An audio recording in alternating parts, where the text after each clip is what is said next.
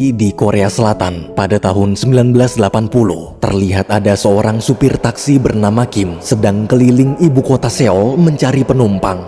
Pada masa itu, Korea Selatan masih dipimpin oleh pemimpin militer diktator yang melarang keras demokrasi. Di tengah jalan, Kim terjebak macet gara-gara para mahasiswa sedang berdemo menuntut reformasi. Melihat perjuangan mahasiswa itu, bukannya mendukung, Kim justru malah menganggap mereka pengganggu. Kehidupan di ibu kota sangatlah keras. Kim sama sekali tak peduli soal demokrasi. Di pikirannya hanya ada uang aja. Faktanya, untuk bertahan hidup di kerasnya ibu kota memang butuh uang. Waktu putar balik ingin lewat jalan tikus, ada sepasang suami istri minta diantarkan ke rumah sakit sekarang juga karena si istri mau melahirkan. Tapi pas sampai rumah sakit, dompet si suami ketinggalan. Si suami pun memberikan kartu namanya dan berjanji akan membayar ongkos taksinya besok. Mendengar itu, Kim marah-marah sambil bilang kalau besok bayarannya jadi 2 kali lipat. Maghrib, Kim pulang ke kontrakan. Di dalam, dia bingung kenapa putrinya sudah tidur padahal masih sore. Ketika dibangunkan, Kim kaget melihat wajah putrinya terluka. Dengan emosi, dia langsung pergi menggedor-gedor pintu rumah anak nakal yang melukai putrinya. Namun saat pintu dibuka, ibu si bocil justru malah memarahi Kim balik karena anaknya juga terluka. Tak hanya menyebut putri Kim anak nakal, ibu si bocil juga menagih hutang yang dulu pernah Kim pinjam sebesar 100.000 won atau 1 juta rupiah. Selain punya hutang, Kim juga sudah berbulan-bulan tak membayar sewa kontrakan. Ternyata ibu itu adalah si pemilik kontrakan. Mendengar omelan barusan, Kim hanya tertunduk sambil terus-menerus minta maaf.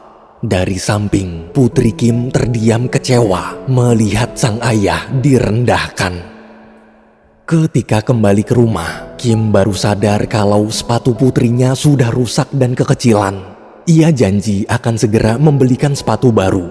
Namun putri Kim tetap murung seakan seperti sudah terbiasa dengan janji-janji manis ayahnya yang tak pernah ditepati. Agar putrinya ceria lagi, Kim janji besok lusa waktu liburan tanggal merah mereka berdua akan piknik bareng di taman kota. Mendengar itu, akhirnya putri Kim tersenyum senang. Malam hari setelah putrinya tidur, Kim menghitung penghasilan taksi hari ini sambil mendengarkan berita radio yang mengabarkan tentang kerusuhan di kota Gwangju. Karena banyaknya pihak ekstremis, pemerintah terpaksa harus mengisolasi seluruh kota dan menetapkan status darurat militer. Di sisi lain, di suatu kafe di Jepang, terlihat ada seorang wartawan bernama Peter baru datang. Ia lalu berkumpul bersama teman-teman wartawan lainnya. Peter di situ mengeluh kondisi Jepang sangat membosankan. Tak ada hal menarik yang bisa dia liput. Mendengar keluhan Peter, salah satu rekan wartawan menyarankan kenapa Peter nggak pergi ke Korea Selatan aja. Soalnya di sana sedang terjadi kerusuhan besar-besaran di kota Gwangju.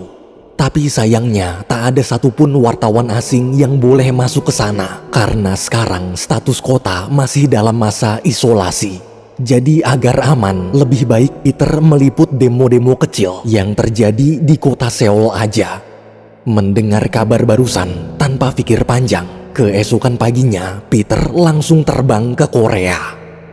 Sesampainya di Korea, Peter mampir ke kafe terlebih dahulu, menemui wartawan lokal kenalannya untuk minta informasi tentang kondisi kota Gwangju.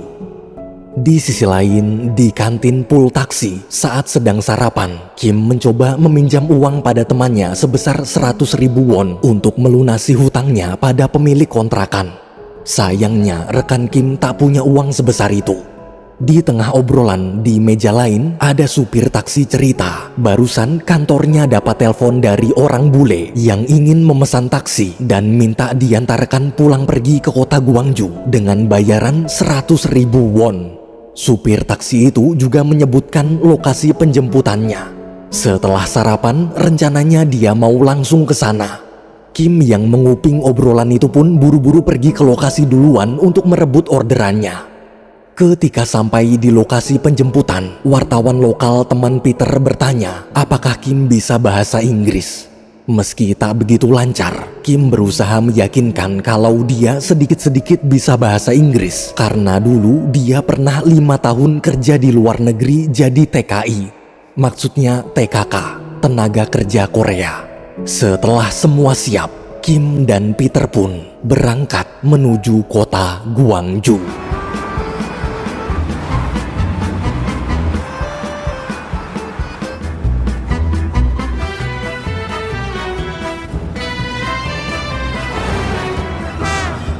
Hei, Gwangju. Saat sebentar lagi sampai, Kim kaget kenapa Peter mengeluarkan kamera. Bukannya di Gwangju ini wartawan dilarang keras masuk, tapi Peter hanya menyuruh Kim diam dan lanjut jalan. Ketika sampai di perbatasan kota Gwangju, mereka dihadang tentara penjaga perbatasan. Kim pun mencoba menyapa dengan ramah sambil memperkenalkan diri kalau dia dulu pernah ikut wajib militer dan menjadi tentara seperti mereka juga. Namun respon para tentara itu terlihat dingin, apalagi penumpang taksi Kim adalah orang asing. Mereka memaksa Kim putar balik ke Seoul. Jika masih memaksa masuk, maka Kim dan Peter akan ditembak di tempat. Mendengar ancaman itu, Kim buru-buru putar balik. Waktu ingin kembali ke Seoul, Peter marah. Pokoknya kalau nggak dianterin masuk ke kota Gwangju, maka dia tak akan membayar. No Gwangju, no money. Dengan terpaksa, Kim pun putar balik lagi. Ia lalu bertanya ke kakek-kakek warga setempat, apakah ada jalan alternatif untuk masuk ke kota Gwangju yang tak dijaga petugas militer. Si kakek di situ memberitahu jalan lain lewat pegunungan. Setelah mengikuti petunjuk kakek tadi, mereka berdua akhirnya sampai di kota Gwangju.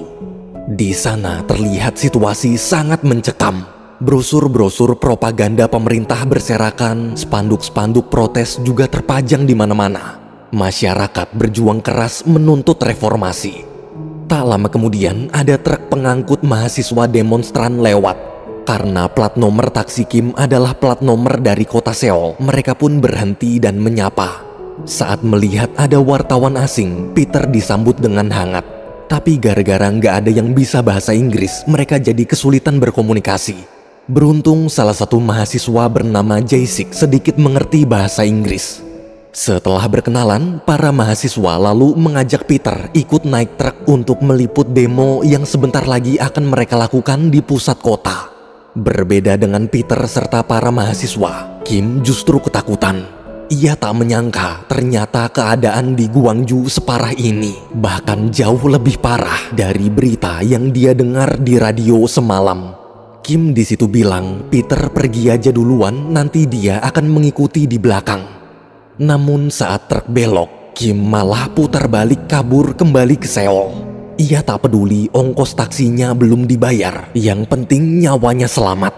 Di tengah jalan ada ibu-ibu tua meminta tumpangan ke rumah sakit. Awalnya Kim berusaha cuek, tapi karena nggak tega, akhirnya dia terpaksa memberikan tumpangan. Selama perjalanan, ibu itu terlihat khawatir. Dia dapat kabar kalau anaknya terluka dihajar tentara militer. Mendengar cerita barusan, Kim tak percaya. Nggak mungkin tentara tega menyakiti rakyat. Soalnya dulu dia juga pernah jadi tentara waktu wajib militer. Dan dia telah disumpah untuk selalu melindungi rakyat serta tanah air negaranya. Kim mencoba menenangkan, si ibu nggak perlu khawatir, pasti semua baik-baik aja. Kabar tentang kekejaman tentara pada rakyat mungkin cuma rumor. Sesampainya di rumah sakit, Kim bertemu supir-supir taksi kota Gwangju. Tapi waktu mau mengantarkan si ibu masuk, dia kaget melihat ada supir taksi baru datang membawa penumpang yang terluka parah. Di dalam, Kim semakin kaget kenapa banyak sekali warga sipil terluka. Tak lama kemudian, anak si ibu muncul. Beruntung kondisinya baik-baik aja. Si ibu lega dan berterima kasih karena Kim sudah mau mengantarkannya. Ketika ingin pamit pergi, dari belakang tiba-tiba Jae-sik bersama Peter datang.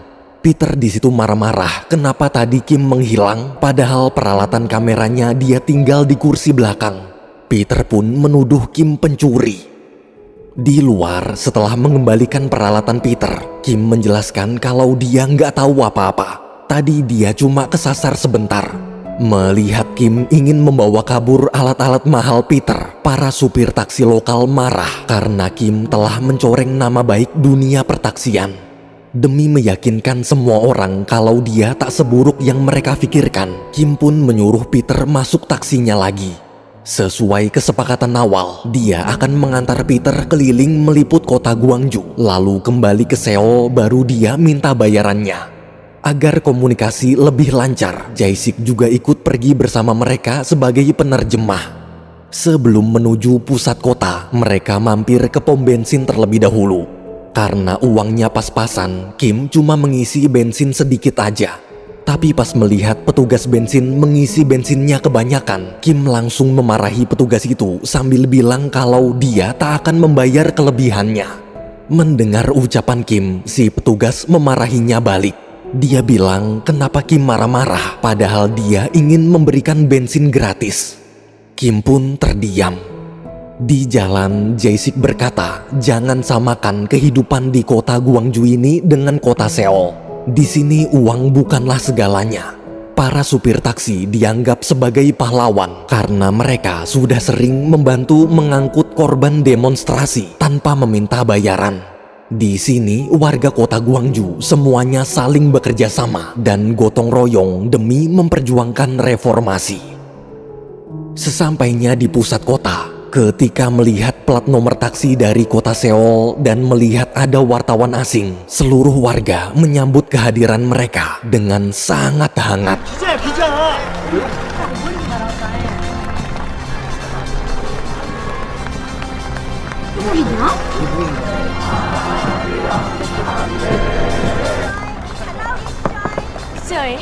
이게 뭡니까? 박사. Thank you. 땡큐. Mereka bertiga lalu ke atas gedung agar bisa meliput lebih jelas jalannya demonstrasi. Di atas sana, mereka bertemu seorang wartawan lokal kota Gwangju yang juga sedang meliput.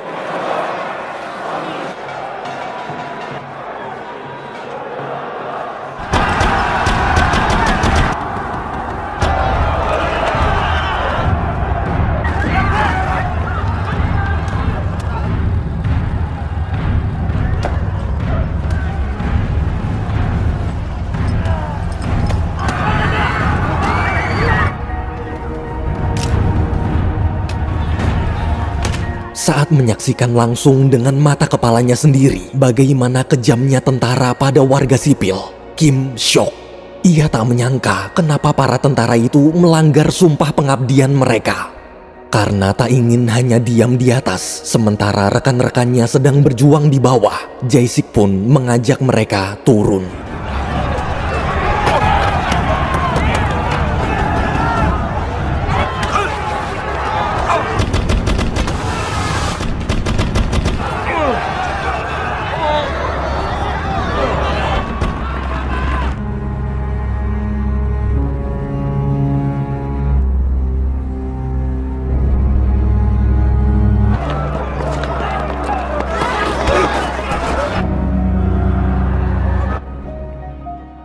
Waktu mau kabur, mereka kepergok salah satu tentara. Melihat ada wartawan asing, tentara itu pun mengejar. Beruntung mereka berhasil lolos. Malamnya, sepanjang jalan, kondisi kota Gwangju terlihat sangat gelap karena pemerintah telah memutus lampu-lampu jalanan agar warga tetap berada dalam rumah. Sebelum berpisah, Jae-sik meminta Peter berjanji untuk menyebarkan liputan rekamannya ke seluruh dunia. Setelah Jae-sik turun, waktu mau pulang ke kota Seoul, mendadak mobil Kim mogok. Untungnya ada supir taksi lokal lewat lalu menawarkan bantuan. Saat mobilnya sedang diderek ke base camp perkumpulan supir taksi Gwangju, ekspresi Kim terlihat gelisah. Sesampainya di base camp, semua supir taksi berkumpul membantu memperbaiki mobil Kim. Namun sayang, karena kerusakannya cukup parah, mungkin taksinya baru bisa selesai diperbaiki besok pagi. Mendengar itu, Kim makin gelisah. Dia harus segera pulang karena putri kecilnya sedang sendirian di rumah. Waktu Kim ingin meminjam telepon, salah satu supir taksi bernama Huang memberitahu kalau di kota yang penuh propaganda ini, semua saluran komunikasi telah diputus agar tak ada orang luar yang tahu tentang kekejaman pemerintah pada warga kota Gwangju. Hanya ada satu stasiun TV, dan itu juga stasiun TV berisi propaganda-propaganda pemerintah. Kim sangat panik. Jika dia tak pulang, putrinya bisa menangis ketakutan. Melihat percakapan para supir taksi, Peter yang tak mengerti bahasa mereka mengira Kim pasti sedang butuh uang. Tapi ketika Peter memberikan uang bayaran 100.000 won, Kim langsung marah. Ini bukan soal uang, tapi soal putrinya. Karena saling tak mengerti bahasa satu sama lain, mereka pun berkelahi. Akibat perkelahian itu, Kim terbentur taksi sampai hidungnya berdarah. Mereka berdua lalu dipisahkan supir taksi lain. Saat Kim pergi menenangkan diri, barulah Jae-sik menjelaskan alasan tadi Kim marah-marah adalah karena dia khawatir pada putrinya yang sedang sendirian di rumah. Mendengar penjelasan itu, Peter merasa bersalah. Huang kemudian mengajak Kim, Peter, serta Jae-sik menginap di rumahnya malam ini sampai mobil Kim selesai diperbaiki. Dalam rumah, mereka makan bersama. Waktu Peter kepedesan makan kimchi, semua mentertawakannya termasuk Kim. Di momen itu, Peter dan Kim terlihat sudah baikan. Selesai makan, mereka lalu berkumpul menonton TV. Di berita TV, pembawa acara mengabarkan bahwa pemerintah telah berhasil memukul mundur kelompok ekstremis di kota Gwangju. Akibat kerusuhan tadi sore, 1 orang warga sipil tewas dan 5 anggota militer terluka parah. Mendengar berita itu, Huang marah. Kenapa pemerintah terus-menerus berbohong, padahal warga sipil yang jadi korban ada ratusan bahkan ribuan. Demi mencairkan suasana, mereka mematikan TV, lalu mengganti topik pembicaraan. Kim, Peter, Huang, serta Jae-sik saling menceritakan kisah kehidupan masing-masing. Saat mendengar Jae-sik bercita-cita ingin menjadi musisi terkenal, Kim pun menyuruhnya bernyanyi di hadapan mereka. Sebelum nyanyi, semuanya bersorak menyemangati. Mereka yakin anak muda seperti Jae-sik masa depannya akan cerah karena punya bakat terpendam. Tapi pas Jae-sik mulai bernyanyi, mereka semua terdiam kecewa. Ternyata bakat terpendam Jae-sik lebih baik dipendam selamanya. Meski begitu, mereka tetap tertawa bahagia serta saling bercanda menghabiskan waktu bersama. Namun di momen hangat itu, tiba-tiba terdengar suara ledakan sangat keras. Saat diperiksa, dari bawah salah satu supir taksi memanggil dan menyuruh mereka segera pergi ke lokasi ledakan karena di sana masyarakat sedang berkumpul lagi untuk berdemo. Ketika sampai di lokasi ledakan, Peter dan Kim langsung meliput. Tak lama kemudian, mobil-mobil pengangkut tentara militer baru datang. Karena posisi Peter terlalu terbuka, dia jadi ketahuan. Beberapa tentara lalu keluar mobil dan mengejar. Kim, Jae-sik, serta Peter pun lari kabur ke bangunan kosong. Sayangnya, waktu mau naik ke atap gedung, gulungan rekaman Peter terjatuh menggelinding ke bawah. Jae-sik di situ menyuruh Kim dan Peter kabur duluan, biar dia aja yang mengambil gulungannya. Dia janji akan segera menyusul mereka berdua. Namun di bawah, saat baru mengambil gulungan, komandan tentara muncul menangkap Jae-sik.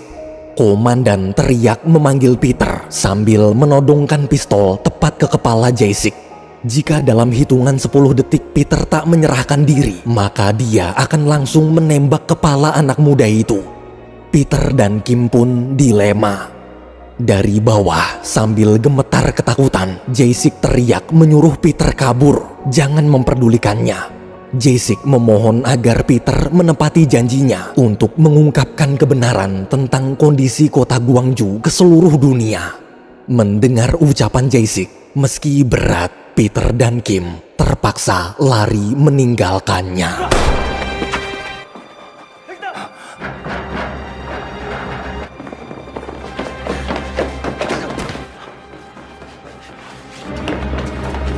Di tengah pelarian, Peter dan Kim terpisah. Ketika sedang sendirian, Kim kaget melihat banyak sekali warga sipil yang dihajar dan dikumpulkan di atas truk. Dari belakang, komandan tentara mengejar. Karena masuk ke jalan buntu, Kim pun tertangkap. Dia dipukuli, ditendang, dihajar habis-habisan, bahkan dicekek sampai mau mati. Beruntung Peter datang tepat waktu memukul kepala komandan lalu membantu Kim kabur.